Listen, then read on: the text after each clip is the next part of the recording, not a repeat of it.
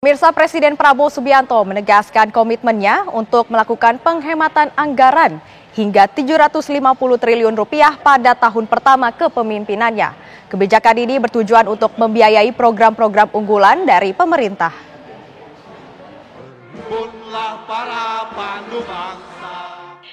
Presiden Prabowo Subianto melakukan efisiensi besar-besaran termasuk pemangkasan anggaran untuk program makan bergizi gratis hingga pembentukan Badan Pengelola Investasi Daya Anagata Nusantara BPI Danantara.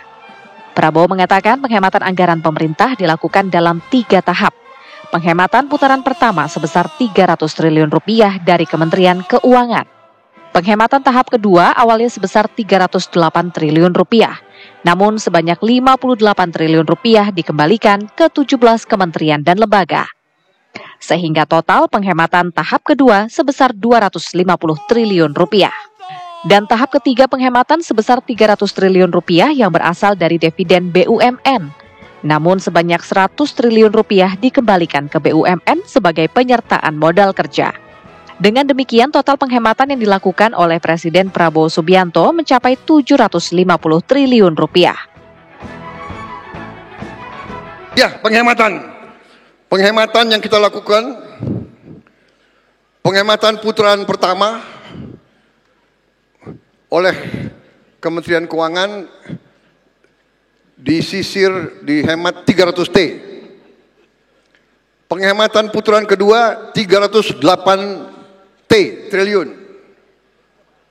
Dividen dari BUMN 300 T. 100 dikembalikan. Jadi totalnya kita punya 750 T. 24 terpaksa saya pakai. Untuk apa? Untuk makan bergizi.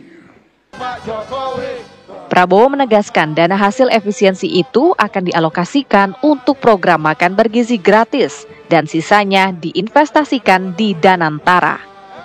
Langkah ini diambil sebagai bagian dari visi besar Prabowo Subianto dalam mewujudkan Indonesia sebagai negara maju. Tim TV One mengabarkan. Pemirsa, Presiden Prabowo Subianto berkomitmen untuk melakukan penghematan anggaran hingga 750 triliun rupiah pada tahun pertama kepemimpinannya. Bagaimana efisiensi anggaran itu dilaksanakan dan bagaimana pula kebijakan ini berjalan? Lalu bagaimana pengawasan dari efisiensi anggaran tersebut? Kita akan berdialog dengan anggota DPR Ahmad Doli Kurnia. Selamat sore Pak Doli. Selamat sore, Assalamualaikum warahmatullahi wabarakatuh. Waalaikumsalam warahmatullahi wabarakatuh. Pak, bagaimana Bapak melihat kebijakan Presiden Prabowo yang melakukan efisiensi anggaran hingga 750 triliun rupiah ini, Pak?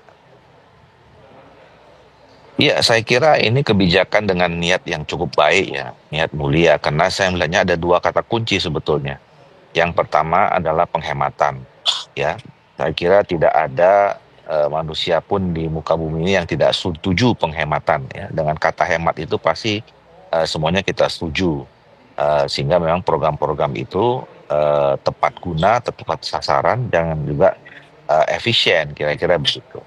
Nah, yang kedua, tujuan dari penghematan ini adalah bagaimana semua dana-dana yang nanti akan terkumpul dari hasil penghematan itu ditujukan kepada pelaksanaan program-program yang pro rakyat ya.